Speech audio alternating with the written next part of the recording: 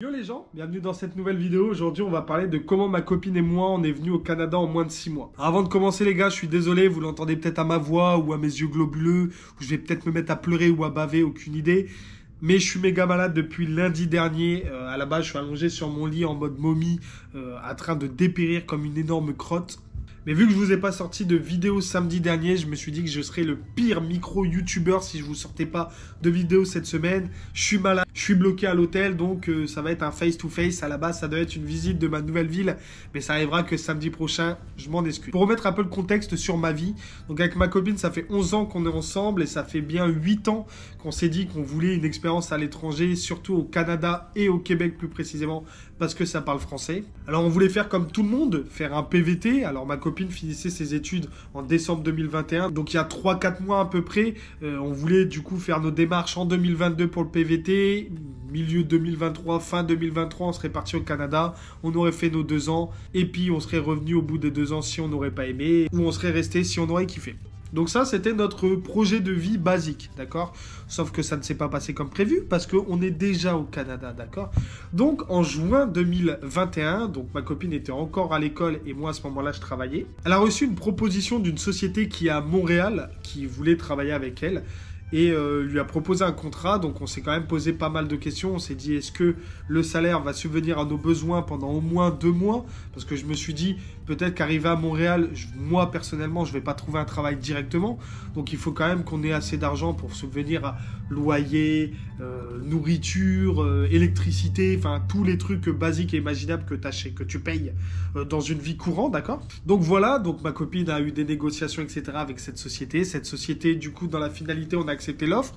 Elle nous a dit en janvier 2022, le 3 janvier 2022 précisément, il faut que vous soyez sur le territoire canadien, enfin surtout ma copine, parce que tu commences le 3 janvier. Donc là, ça met un peu de stress. On est fin août à peu près, dès qu'on commence vraiment à accepter toutes les offres et tout.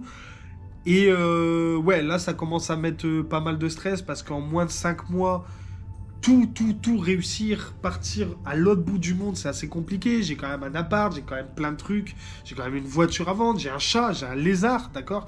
J'ai un putain de terrarium avec un lézard, sauf que, bah, vous voyez, là, à l'heure actuelle, je suis dans un hôtel. Je pense que les hôtels, ils acceptent les chats. Why not? Par contre, accepter un terrarium avec un lézard, c'est beaucoup moins commun, je pense. Du coup, galère. Ma sœur, Dieu merci, aime la garde. Merci à toi. Mais bref, donc, on a eu l'autorisation de faire nos démarches. Et nos démarches, c'est pas un PVT, c'est pour ma copine un permis jeune professionnel. Donc, ce qui correspond à un permis fermé. Ce qui veut dire qu'elle n'a le droit de travailler que pour la société qui l'a recrutée pendant 2 ans. Ce qui veut dire que si elle démissionne ou elle se fait virer, à la base, elle n'a plus le droit de rester sur le territoire canadien. Après, il y a énormément d'exceptions. Si elle ne fait pas son travail pour lequel elle a signé le contrat, elle peut démissionner et demander à une partie du gouvernement si elle a le droit de rester sur le territoire. Enfin, il y a plein de petites démarches comme ça que tu peux faire si tu veux vraiment rester au Canada. Mais en général, si tu quittes ou tu te fais virer de ton employeur, tu retournes en France. Voilà un petit peu son contrat. Et moi, du coup, j'ai un permis de conjoint de fait. Du coup, moi, c'est un permis de travail ouvert. Donc, j'ai le droit de travailler pour toutes les sociétés que je veux. Et ça, c'est plutôt cool. On va pas se mentir. Étant donné que j'ai pas une énorme formation, à la base, je suis agent de sécurité incendie et j'ai une formation soigneur animalier. Pas des travails de fou. En général, je pense que je vais aller travailler dans d'autres trucs. Donc voilà pourquoi on a réussi à venir au Canada en moins de 6 mois. Tout simplement parce que ces permis sont quand même beaucoup plus rapides. Parce que en fait, c'est la société qui prend en charge notre identité. En gros, l'État canadien va quand même vérifier, voir si on n'est pas des délinquants ou des autres conneries comme ça. Mais malgré tout, la société de ma copine pèse énormément sur le dossier. Donc en gros, tu es 99% sûr d'être accepté. Donc tu vas quand même faire des données biométriques, etc. Tu remplis un dossier et puis tu l'envoies. Et au bout de, je crois que c'est un mois et demi, tu as ta réponse. Et si tu as ton permis, tu arrives au Canada, tu fais ta file d'attente qui dure 5 heures. Ils te donnent ton permis, tu rentres sur le territoire et tu vas travailler. Donc voilà un petit peu pour nous, notre expérience. Je sais qu'il y a beaucoup de personnes qui passent par le PVT. Et le PVT, c'est déjà beaucoup plus long. Donc tu fais une démarche et ensuite, c'est possible que tu ne sois même pas accepté. Parce que c'est un tirage au sort qui a lieu entre janvier et octobre. Le point positif du PVT, c'est que c'est un permis de travail ouvert. Donc comme moi, tu peux travailler pour n'importe quelle société. Après, il y a quand même un inconvénient, c'est qu'il te faut beaucoup plus d'argent quand tu arrives sur le territoire canadien. Je crois qu'il te faut assez pour subvenir à tes besoins pendant 3 mois à peu près, si je me trompe pas. Je m'y connais pas trop, mais si vous voulez vraiment des infos comme ça, allez sur les chaînes YouTube des gens qui font vraiment des trucs PVT, etc. Nous, on n'a pas fait ça, donc je peux pas trop vous conseiller. Et après, il doit y avoir plein de pages Facebook ou même des forums remplis de gens qui peuvent vous indiquer comment faire vraiment votre démarche PVT, etc.